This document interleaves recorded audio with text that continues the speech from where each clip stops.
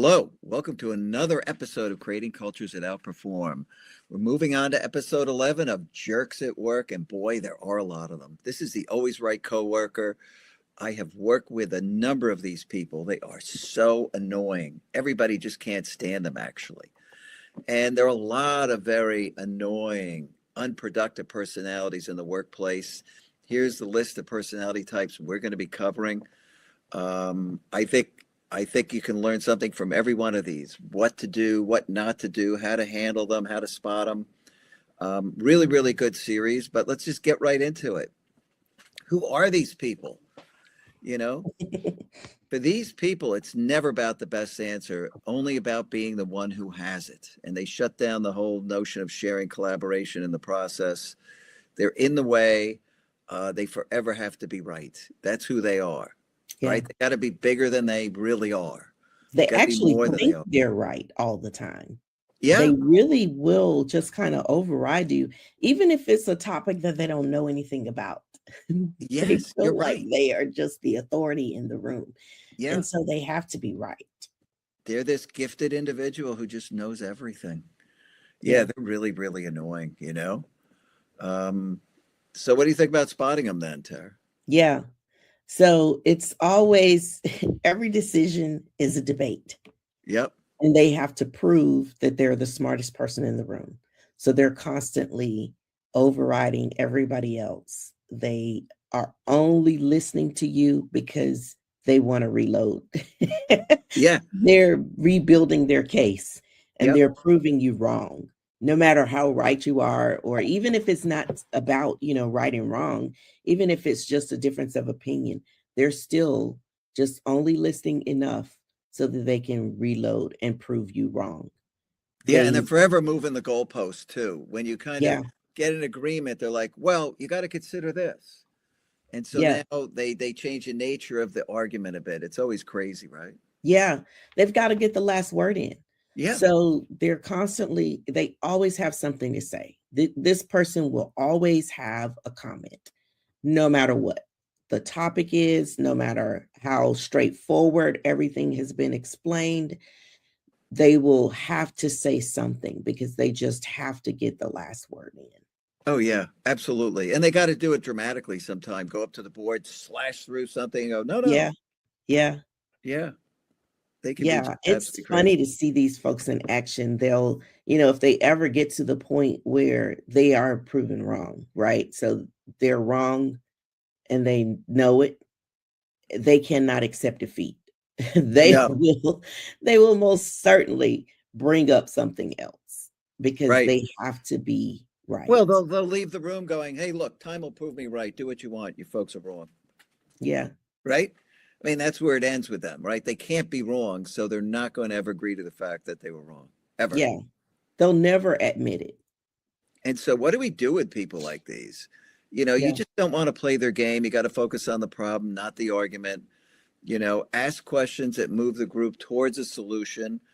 Try to get the coworkers to work to, go over the facts and start moving a little bit forward at a time on those facts and make it about the data.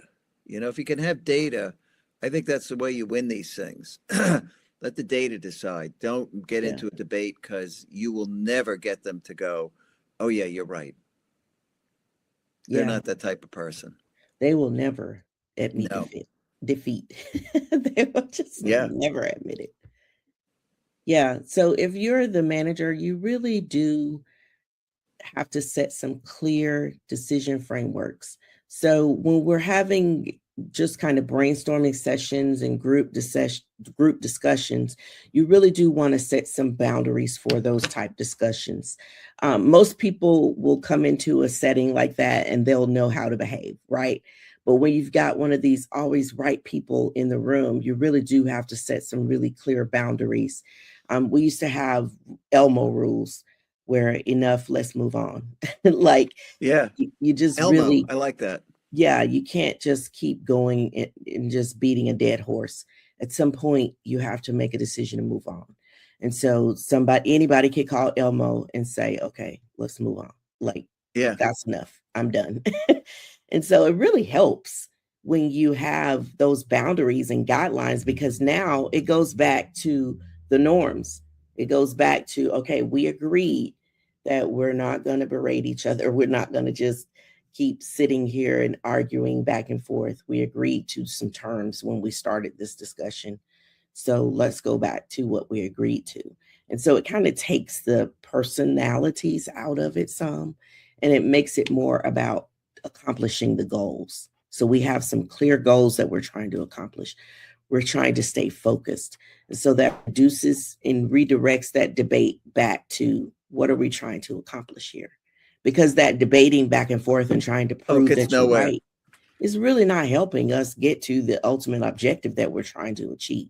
So Well, let's make sure we stay focused and we get back on track, focus on what we came in here to accomplish, and let's do that instead of just arguing back and forth. and I think the manager in this example has done a good job, right? They've created a way that we make decisions. They've established a norm that everybody has to follow. They've rolled out the norm that we're going to lay out the goal, we're going to have the options, we're going to make the decision. This is how it works. And so it's not about the personality. It's about how we do this and getting clear agreement amongst the team that how we do this. And Elmo's a good way to, I Yeah, think, deal with this as well. I like yeah, that. yeah, And so, but things you don't want to do, don't get into debates with these people. You can certainly go back and forth. People have opinions. That's okay. But don't let them have the debate. Don't try and win an argument. Make it about facts or data as much as possible. Go back to what to do. And don't ever match their intensity, because these people will go off and get more and more intense, including elevating their voice to try to win. hmm There's a lot of things they'll do, and you just don't want to play their game. You've got to have a structure on how you make decisions. That's the only way to deal with these folks. yeah, yeah. You cannot stay in this endless cycle No, where meetings just kind of drift into this endless discussion about details that don't really matter. You've really just got to cut that off because it's not helpful. It's not getting us to any closer to the goals. So let's just cut it off and make a decision. And then you don't want to reward that verbal dominance. So when people start escalating and raising their voice, and you don't want to reward that because it's really destructive behavior. And so you want to cut that off as quickly as possible. And just because people are arguing, it's not progress. Absolutely no. not progress. And especially if you get to this, angry finger pointing, just kind of frustrated conversation, it's really not helpful because at this point, all of rational thought has gone out of the window. And what you have left is just ego and dominance. And, people are just battling to win. And it's a fight to the death at this point. Oh And yeah. so you really have to stop that from happening as a leader. You cannot just sit in the room and watch that happen. And don't be the boss who avoids confrontation by saying, I love your passion. You really are good about, blah, blah, blah, blah, blah. And, encouraging that endless debate. It's just a disaster. Yeah. Yeah. These people are the worst. And they create a lot of damage. Meetings become debates instead of decision-making sessions. They slow everybody down. There is no Elmo. Team members stop sharing ideas. They don't want to work with them. Matter of fact, they try to cut them out of meetings, is what they end up doing, is they'll try to avoid them.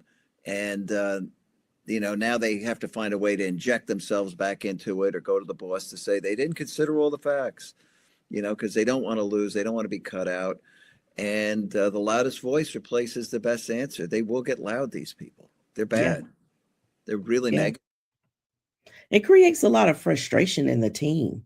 Yeah. So you again, this you can't ignore the human person that's sitting in the room. So there are people where this kind of frustration and tension, this very tense environment, their personality type really shies away from that. They Yeah. really feel unsafe in environments like that.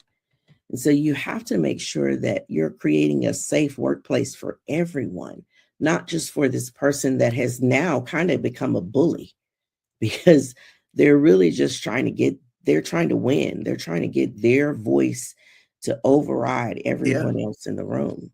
And so that really creates an psychologically unsafe environment for people. Yeah, and you end up having poor decisions getting made. You know, Yeah.